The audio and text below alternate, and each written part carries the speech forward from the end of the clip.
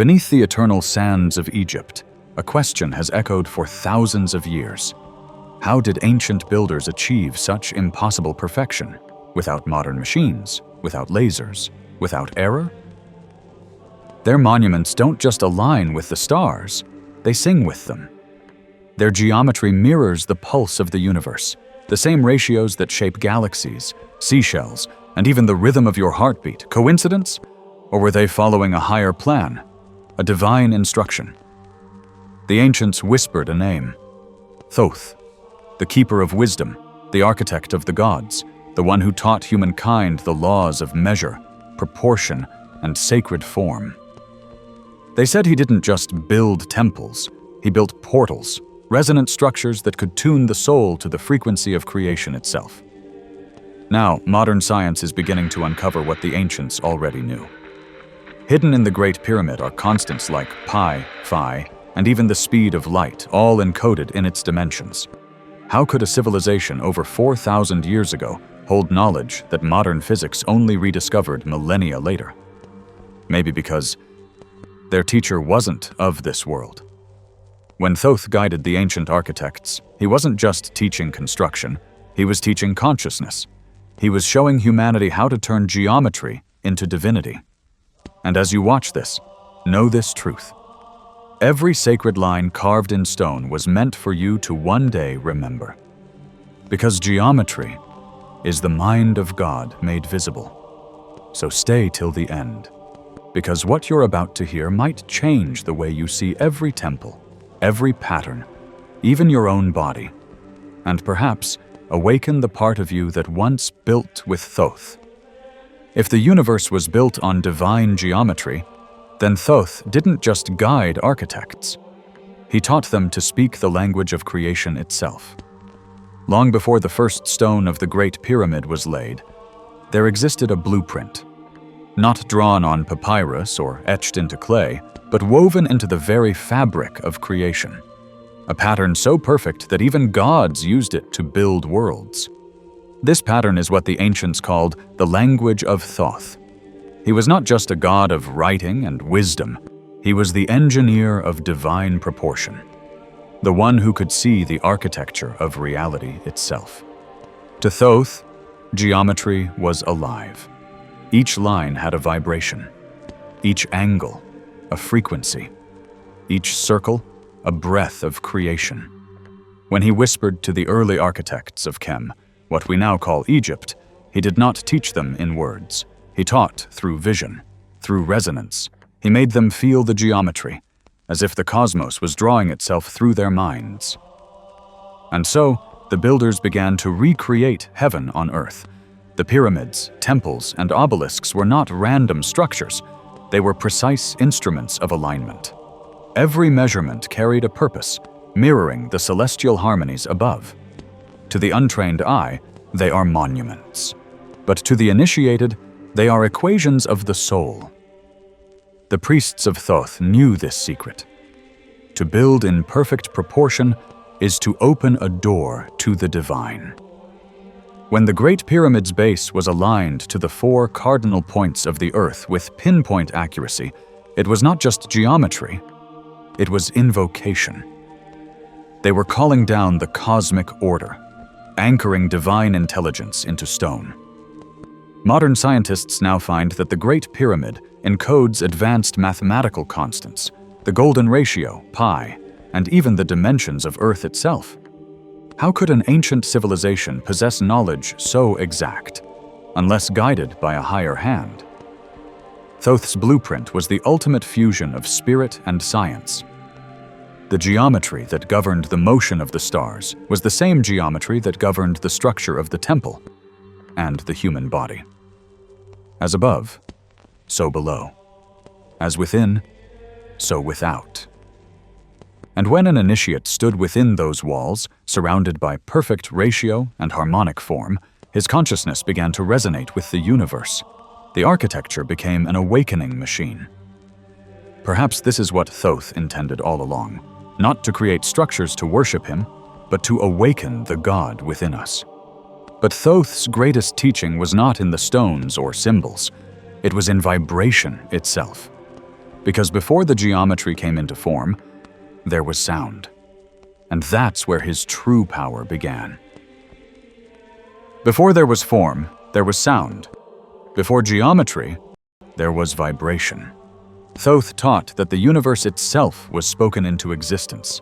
Every atom, every star, every dimension, born from a single sacred tone. Modern science now calls this thematics, the study of how sound creates patterns in matter. When vibration moves through sand, water, or air, it naturally forms sacred geometry, the same spirals, hexagons, and harmonic ratios that we find in nature, and in the architecture of the ancients. The priests of Thoth knew this long before it had a name. They used sound not only as music, but as a tool of manifestation. Every ritual chant, every tone sung within the temple walls, was not worship. It was engineering, an act of tuning reality itself. According to the Emerald Tablets, Thoth said, "I raised my voice and called forth the power of light. I moved through dimensions by sound and thought." He revealed that sound, when aligned with sacred geometry, can bend matter, lift stone, and open portals between planes of being. This was the real secret behind what we now call pyramid technology. Imagine a civilization that used frequency as power. No gears, no fuel, no metal machines.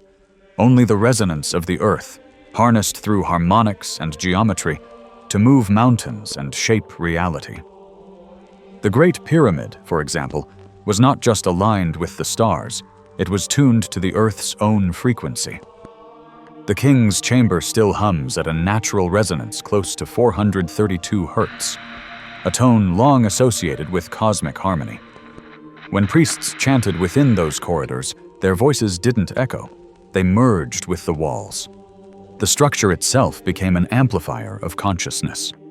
Through resonance, Thoth taught that matter could be rearranged by mind, that sound could become the bridge between thought and form. This was the technology of the gods, creation by vibration. And perhaps, this is why Thoth is often depicted holding the scribe's reed, not merely as a writer of words, but as one who writes with sound. For to him, a word was not language. It was frequency encoded with divine intent. Today, when scientists play specific frequencies through water, they can recreate the same shapes found in the flower of life. Coincidence? Or the echo of an ancient truth rediscovered? The ancients were not primitive. They were resonant beings, tuning themselves to the frequency of creation itself. And Thoth was the great conductor.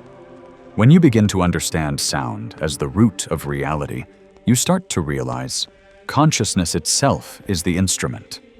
And what you think, what you say, what you feel, is the music that shapes your universe. But even sound has a code, a geometry hidden within it. In the next chapter, we'll uncover the pattern that Thoth called the key to immortality, the living blueprint of creation itself, the flower of life.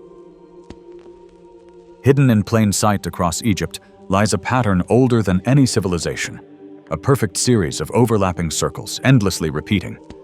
This is the flower of life, the divine code Thoth used to describe the architecture of existence itself.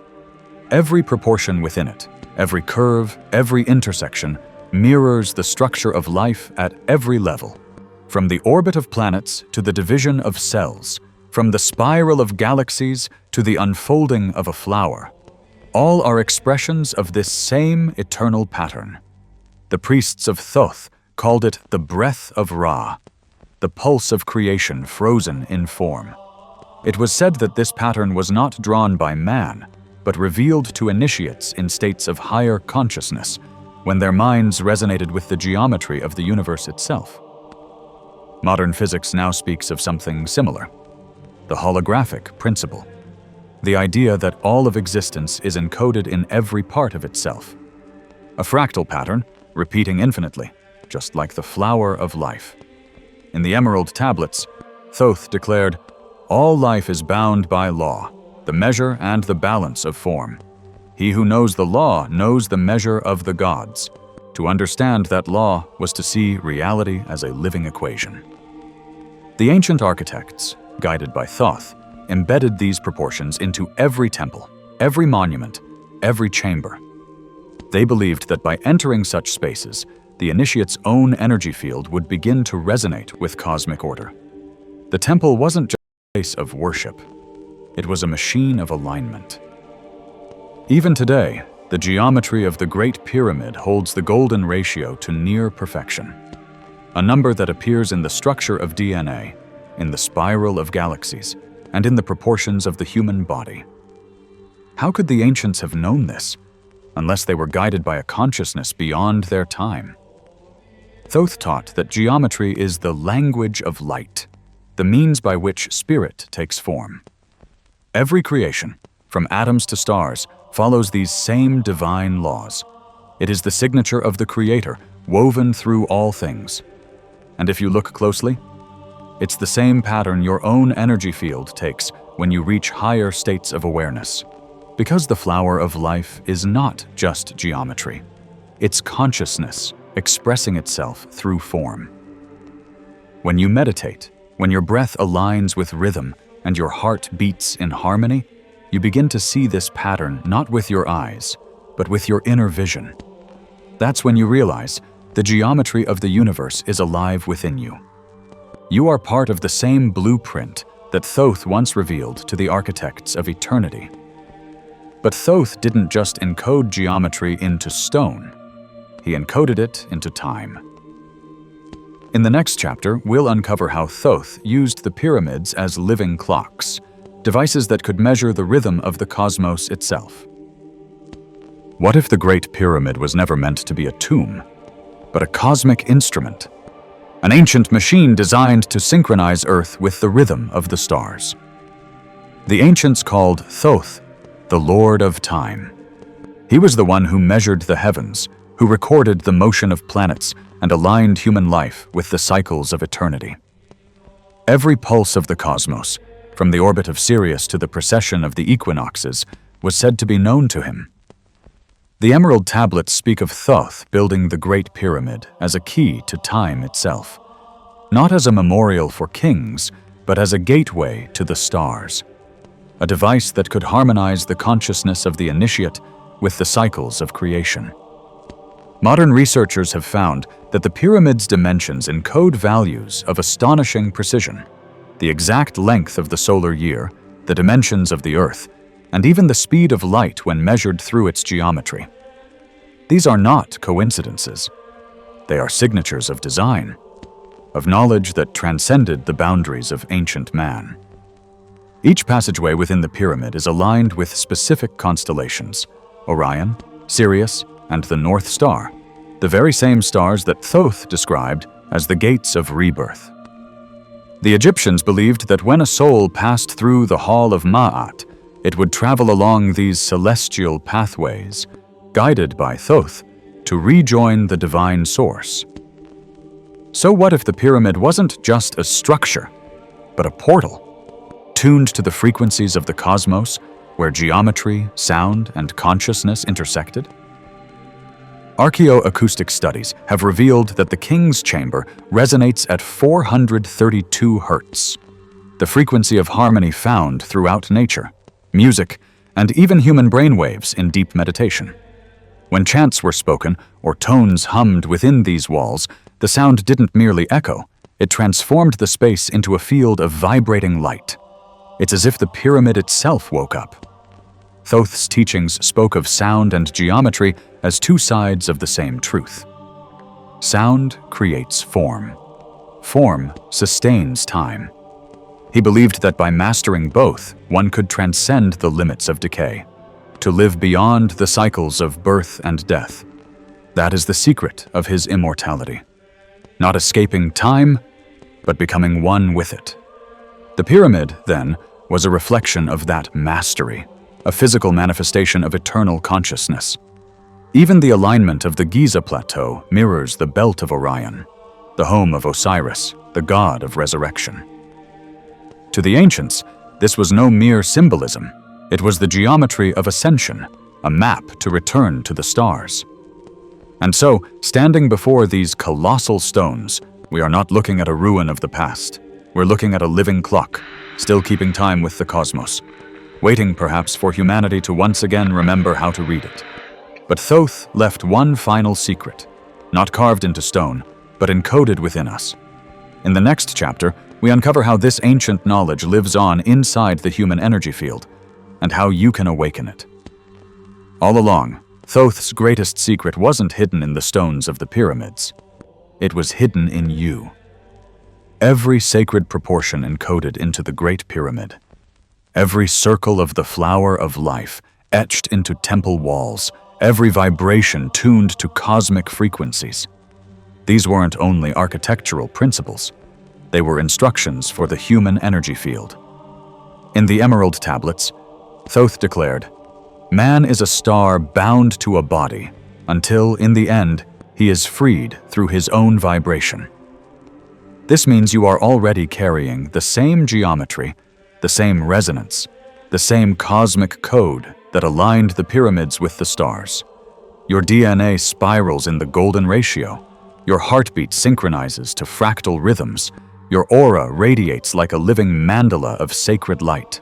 When you breathe consciously, when you meditate, when you speak or chant certain sounds, you are activating the same science of vibration that once powered the temples of eternity. The ancients weren't just building machines outside themselves.